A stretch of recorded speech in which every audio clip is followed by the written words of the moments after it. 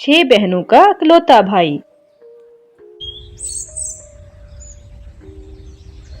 शिवांगी और आशीष दोनों एक दूसरे से बहुत प्यार करते थे। उनके रिलेशनशिप को अभी 3 माह हुए थे और 3 माह में वो एक दूसरे को बहुत चाहने लगे थे और दोनों ने डिसाइड किया कि वो जल्दी ही शादी कर लेंगे। आशीष ने अपने घर वालों से बात की। एक दिन आशीष अपने फैमिली के साथ शिवांगी के घर आया और शिवांगी के माता पिता आशीष की फैमिली को देख के जरा परेशान हो गए। शिवांगी की एक सहेली जिसकी शादी इसी साल हुई थी, वो भी इस मौके पर शिवांगी के घर आई हुई थी। मुझे नहीं लगता कि शिवांगी आशीष की फैमिली में समझौता रख पाएगी, क्योंकि जिस तरह से आशीष की बहनें हैं वो देखकर तो बिल्कुल भी नहीं लगता कि शिवांगी वहां पर खुश रह पाएगी। शिवांगी, तुझको पता था आशीष की 6 बहनें हैं? 3 तो ब्याही हैं, 3 तो कुंवारी हैं और वो 6 बहनों का इकलौता भाई है। हाँ, कभी ज्यादा बात ही नहीं हो पाई। और हाँ, वैसे पिछले दिनों मुझे आशीष ने बताया था कि उसके घर में उसकी माँ और बहनें हैं और वो अपनी बहनों का लाडला है। क्या करती, मैंने ये सब कुछ सोचकर थोड़ी प्यार किया था। मुझे तो आशीष की सादगी से प्यार हुआ था, उसकी नेचर से प्यार हुआ था। ये सब बातें तो बाद में सामने आती है ना। हाँ वो तो ठीक है, लेकिन तू मुझे देख, मेरी 2 नंदे हैं जो कि रोज आई रहती है और मेरे पति को और मेरी सास को हर वक्त भड़काती रहती हैं, जिसकी वजह से हमारी रोज ही लड़ाई रहती है। वो तो तुम अच्छे से जानती हो। लेकिन अब क्या करूँ, मेरी तो शादी हो चुकी है ना, मुझे तो अब ये रिश्ता निभाना ही है। लेकिन तुम्हारे पास समय है, तुम इस रिश्ते को रोक सकती हो, खत्म कर सकती हो। कल के रोने से बेहतर है कि तुम आज ही रुक जाओ। पता नहीं, मुझे भी घबराहट हो रही है। शादी होकर जाएगी, नंदों से भरा ससुराल होगा और सारा दिन किचन में चूल्हे का काम ही करती रह जाओगी और कोई काम नहीं बचेगा तुम्हारे लिए। तो अभी वो सब मिलकर वहाँ पर बातें कर ही रहे होते हैं कि तभी वहाँ पर उनकी माँ आ जाती है। बेटा, आशीष की मम्मी पापा और उसकी बहनें तुमसे मिलना चाहती हैं, चलो चाय लेकर चलो वहाँ पर। क्या हुआ, तुम्हारा चेहरा क्यों उतरा हुआ है? माँ, आशीष की बहनें तो देखो, 1 2 नहीं पूरी 6 हैं। कोई बहाना बना दो, मैं तो कह रही हूँ। शिवांगी परेशान हो जाएगी शादी के बाद। इन सब बातों के बारे में हम बाद में बात करेंगे, अभी शिवांगी को मेहमानों से मिलने तो दो। शिवांगी बेटा, जो तुम्हारा मन करे तुम वही करना। चलो बेटा, तुम चाय लेकर चलो, मैं दीपा और अंजलि के हाथ में नाश्ते की ट्रे भिजवाती हूँ। शिवांगी के मन में शादी को लेकर उसके मन में कई सवालात उठने लगे। जो खुशी उसके चेहरे पर सुबह थी, लेकिन अब बिल्कुल भी नजर नहीं आ रही थी। वो बहुत परेशान थी। शिवांगी के परिवार वाले रिश्ते पर हाँ करके चले गए थे, उनको शिवांगी बहुत पसंद आई थी। पर रात के समय जब आशीष शिवांगी को मोबाइल फोन पर कॉल करता है तो शिवांगी उसकी कॉल नहीं उठाती। आशीष फोन पर उसको मैसेज कर रहा था तो शिवांगी उसके किसी भी मैसेज का जवाब नहीं देती।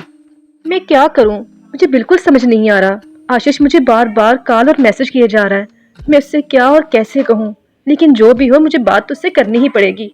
शिवांगी आशीष को फोन मिलाती है और उसको अपने दिल की बात कहती है। मैं कितनी देर से तुम्हें फोन मिला रहा हूँ और तुम मेरा फोन भी नहीं उठा रही हो और न ही किसी मैसेज का जवाब दे रही हो।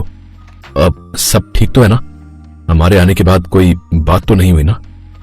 मैं बिल्कुल ठीक हूँ आशीष, यहाँ पर भी कोई ऐसी बात नहीं हुई। बस मैं तुमसे मिलना चाहती हूँ। क्या कल तुम मुझे मॉर्निंग में किसी रेस्टोरेंट में मिल सकते हो? ठीक है, हम कल मिलते हैं। आशीष, मैं तुमसे बहुत प्यार करती हूँ, मैंने शादी भी तुम्ही से करनी है। लेकिन मुझे अलग घर चाहिए। मतलब मैं इतनी बड़ी फैमिली में नहीं रह सकती।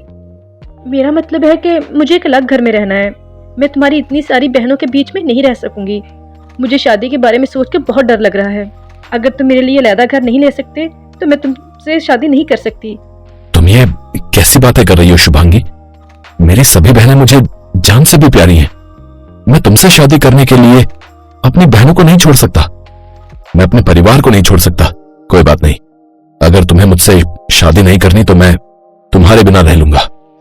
सॉरी, मैं तुम्हारी इस बात को नहीं मान सकता। बाय।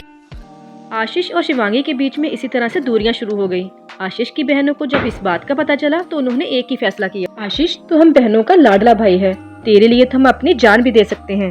अगर शिवांगी चाहती है कि शादी के बाद तुम अलग घर में रहो तो तुम उसकी बात मान लो। देखो ना, हम 3 की भी शादी हो गई है, कुछ टाइम के बाद इन तीनों की भी हो जाएगी। फिर तुझे, अम्मा को और इस घर को शिवांगी की बहुत जरूरत है और हम अच्छे से जानते हो कि तुम शिवांगी से बहुत प्यार करते हो। इसलिए तुम चुपचाप शिवांगी की बात मान लो और उससे शादी कर लो प्लीज। आशीष बेटा, ज्योति ठीक कह रही है और वैसे भी हमें तुम्हारी इस बात पर कोई इतराज नहीं है। और वैसे भी शादी के बाद अलग रहने में क्या बुराई है।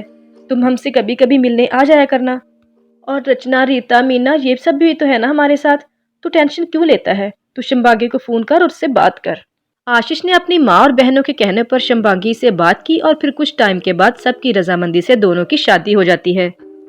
आशीष अपने लिए अलग घर ढूंढ रहा था। अगले ही कुछ दिनों में जैसे ही उनको अलग घर मिलता तो वो नए घर में शिफ्ट होने वाले थे। लेकिन नई नई शादी के उन दिनों में शुभांगी ने जो अपनी नंदों के बारे में महसूस किया तो उसने सोचा जो डर नंदों के बारे में उसके दिल में बैठाया गया था ऐसा तो कुछ भी नहीं है।